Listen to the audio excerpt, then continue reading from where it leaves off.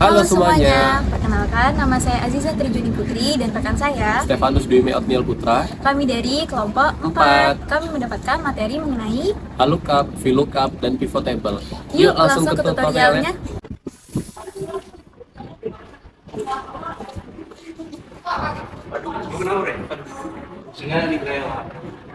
Aku lagi ada tugas ya, ngerjain pivot table sama VLOOKUP. VLOOKUP sama pivot table itu apa sih kira-kira? Jadi gini, VLOOKUP dan pivot table itu Lookup atau vertical lookup merupakan salah satu fitur yang ada di Excel yang digunakan untuk mencari data di kolom pertama suatu tabel data. Kemudian mengambil dan menghasilkan nilai dari sel mana saja yang ada di baris yang sama dengan tabel tersebut. Dengan menggunakan rumus VLOOKUP di Microsoft Excel, kita bisa mengisi data suatu tabel menurut data di tabel referensi lainnya dan mengacu kepada suatu nilai kunci yang khusus. Salah satu contoh dari pemakaian fungsi VLOOKUP adalah untuk konversi tentang nilai angka huruf. Jadi gitu ya, VLOOKUP. oh gitu di VLOOKUP. Jadi apa enggak soal pivot table? Sebenarnya aku sedikit paham sih dari apa yang aku baca. Coba dengerin ya penjelasanku. Nanti coba bantu koreksi. Nah, jadi gini Ki, dari yang aku baca, pivot table adalah salah satu fungsi di Excel untuk meningkatkan informasi yang ada di table database.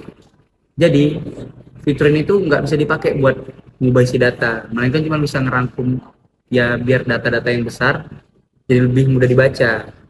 Nah, kalau kita nggak pakai pivot table, data dalam jumlah besar akan sangat sulit dihitung secara manual. Terlalu buang-buang waktu lah.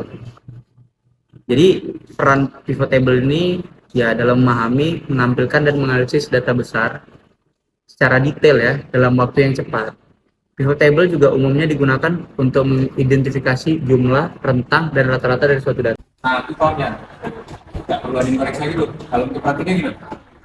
Terus kayak ini baru paham sedikit soal teorinya. Kalau soal praktiknya masih belum juga. Gimana ya? Itu ada Steph. Oh, Chef, apa tuh? Jadi gini, kamu bisa bantu kami soal VLOOKUP dan Pivot Table nggak? Kalau VLOOKUP aku tuh yang jago sih, tapi kalau pivot table gampang sih. Nah, aku lagi ada tugas. Deadline-nya mepet lagi. Kira-kira bisa bantu nggak? Aman lah itu. Makan siang, chill aja. Bener. Halo teman-teman, di sini saya akan menjelaskan mengenai pivot table. Pivot table adalah alat yang sangat kuat di Excel yang memungkinkan kita untuk menganalisis, merangkum, dan menyajikan data dengan cara yang mudah dan dinamis. Dengan pivot table, kita dapat mengubah tampilan data yang kompleks menjadi laporan yang mudah dipahami. Pertama, kita lihat dulu data yang akan kita gunakan. Di sini saya sudah ada tabel data penjualan yang berisi kolom seperti bulan, produk. Di sini saya tulisnya motor, kemudian area, dan penjualan. Nah, untuk membuat pivot table, pertama-tama pilih seluruh data yang ingin dijadikan pivot table. Lalu kita ketik insert, lalu pencet pivot table. Nah, di sini yang atas kita tidak perlu otak-atik ya teman-teman, karena di sini adalah data yang akan kita gunakan. Nah, di sini ada pilihan new worksheet atau existing worksheet. Nah, saya di sini maunya pivot table-nya tetap di sheet ini. Jadi saya mencet yang existing worksheet. Kemudian saya mencet sel yang saya ingin tampilkan pivot table-nya, yaitu di F4. Lalu kita pencet OK. Kemudian muncullah tampilan seperti ini. Nah, di pivot table field ini terdapat ada 4 area nih. Nah, kita bakal pelajari salah satu ya. Yang pertama adalah area kolom. Area ini menentukan bagaimana data akan diatur dalam kolom. Selanjutnya, ada area rows. Area ini digunakan untuk menentukan bagaimana data akan dikelompokkan berdasarkan garis. Selanjutnya ada values. Area ini digunakan untuk menentukan apa yang akan dihitung atau diukur dalam pivot table. Yang terakhir ada area filter. Memungkinkan kita untuk menyaring data sehingga hanya menampilkan informasi yang relevan. Sebagai contoh, saya menaruh motor ini di area kolom. Kemudian penampilannya seperti ini. Lalu untuk rows ini saya mau naruh area. Tampilannya bakal seperti ini.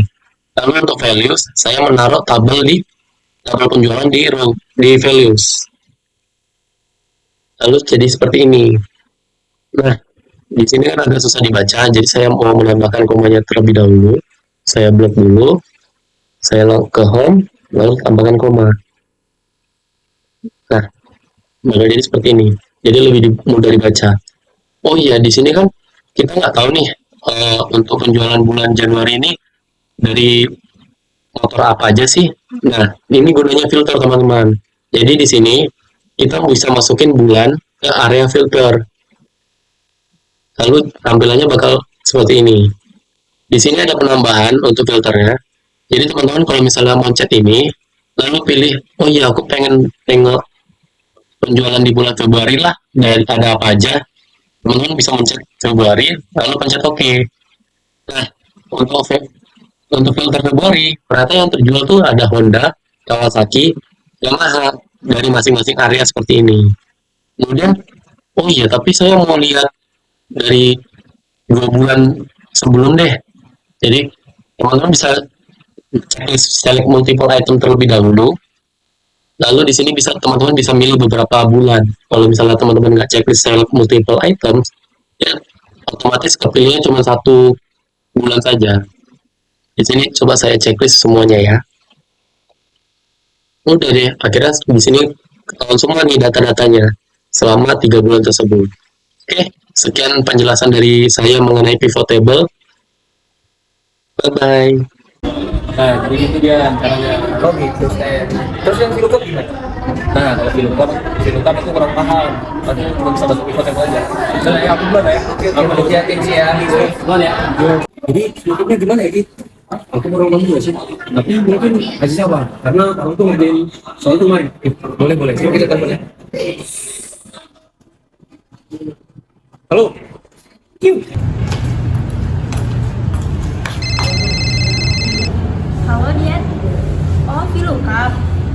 Bentar ya, aku ajarin. Baik, teman-teman, di sini saya akan menjelaskan mengenai materi VLOOKUP atau vertical lookup. Yang dimana VLOOKUP ini sangat membantu dalam mencari dan menampilkan data dari tabel secara efisien. Di sini saya akan menjelaskan cara penggunaan rumus VLOOKUP dan cara mengatasi jika terjadi error. Jadi di sini misalkan saja kita memiliki data tabel, tanggal pemesanan, nomor pemesanan, dan kita akan mencari siapa sih nama customernya dan domisilinya di mana. Nah, itu adalah kolom yang mesti kita isi datanya. Namun, di sisi lain, kita memiliki tabel yang menjelaskan kalau nomor pemesanannya ini 101 sampai 110 itu nama customernya siapa, jenis kelaminnya apa, domisilinya di mana. Kemudian, balik lagi, kita punya tanggal pemesanan, nomor pemesanan sebagai informasi kuncinya. Oke, teman-teman, langsung saja rumusnya sama dengan VLOOKUP, kemudian buka kurung. Nah, dia akan minta lookup value. Nah, lookup value ini informasi kunci yang kalian mau pakai untuk mencari data customer. Artinya adalah sel B2 atau nomor pemesanan yang ada di sampingnya. Kemudian, kita beralih ke sheet yang berbeda, yaitu data referensi. Nah, kemudian tahan mouse-nya untuk ngeblok dari nomor pemesanan sampai ke Bandung. Kemudian jangan lupa untuk klik F4. Tujuannya apa? Tujuannya untuk tabel referensi kalian tidak bergeser. Ketika rumusnya kalian copy ke kolom yang lain. Kemudian lanjut lagi, koma. Nah, di sini dia akan minta kolom index number. Artinya apa? Kalian kan tadi ingin mencari nama customer. Nah, nama customer di tabel referensi ini ada di kolom kedua. Artinya, kalian mesti input angka 2, selanjutnya koma. Nah, di sini dia akan nanya mau true atau false. Nah, kalian 99% akan selalu pilih yang false karena kita pengen cari exact match atau data yang datanya betul-betul sesuai dengan nomor pemesanan. Nah, kalian bisa ketik 0, kemudian tutup kurung. Nah, muncul 106, namanya Fiona. Kalau kita lihat di tabel referensi, bener nggak namanya Fiona? Kalau sudah betul, kemudian kita tekan 2 kali di kotak kecil dan kita tarik ke bawah.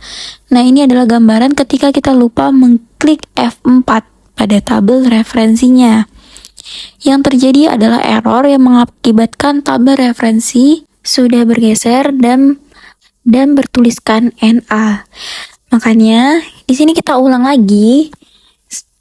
Kita tuliskan VLOOKUP dalam kurung informasi kuncinya nomor pemesanan, koma, tabel referensinya, kemudian kita klik dan blok tabelnya, dan jangan lupa ya teman-teman untuk mengklik F4, kemudian koma, 2, karena tabel nama customernya ada di tabel kedua, kemudian koma lagi, 0, tutup kurung, dan enter.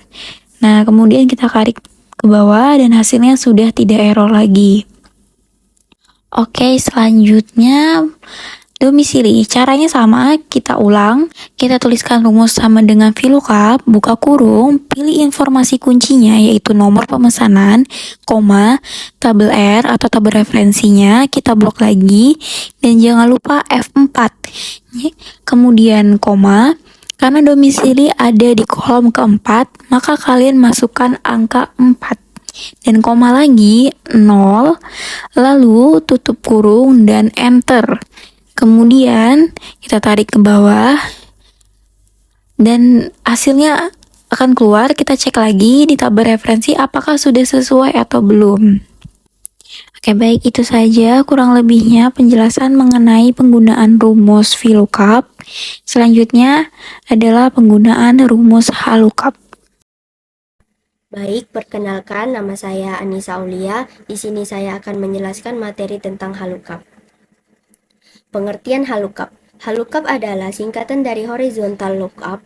Rumus tersebut dapat digunakan untuk mengambil informasi dari tabel lain secara horizontal. Yang dimaksud dari itu adalah rumus tersebut akan mencari angka atau nilai spesifik dari baris pertama suatu tabel dan memunculkannya di kolom yang sama dari baris yang kamu inginkan.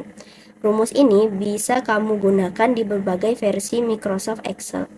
Baik, selanjutnya kita akan masuk ke cara menggunakan rumus HLOOKUP.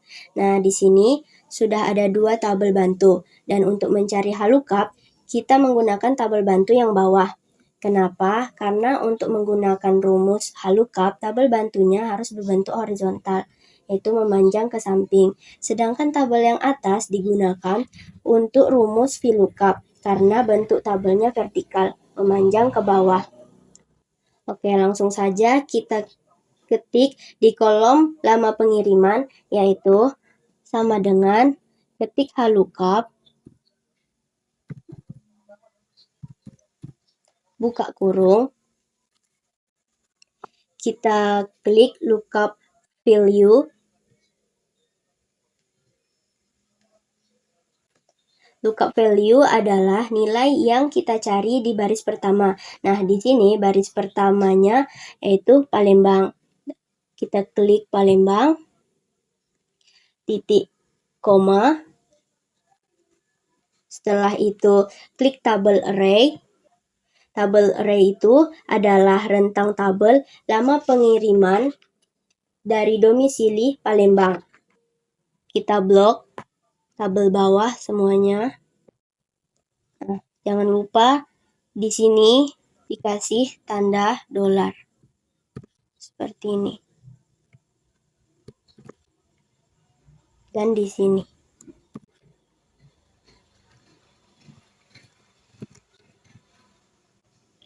Setelah itu, ketik titik koma, ketik 2.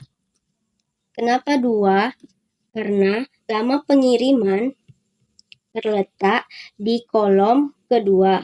Selanjutnya, ketik titik koma, lalu klik false. Tutup kurung, enter. Nah, jika sudah muncul seperti ini, tarik bagian ujung bawah kolom, tarik sampai ke bawah. Seperti ini. Nah, jika sudah seperti ini, tandanya sudah berhasil. Oke, sekian materi penjelasan tentang HLOOKUP dari saya. Terima kasih. Sekian dari kelompok kami, semoga teman-teman bisa paham dan mengerti mengenai HLOOKUP, VLOOKUP, dan pivot table. Sampai jumpa kembali. Dadah!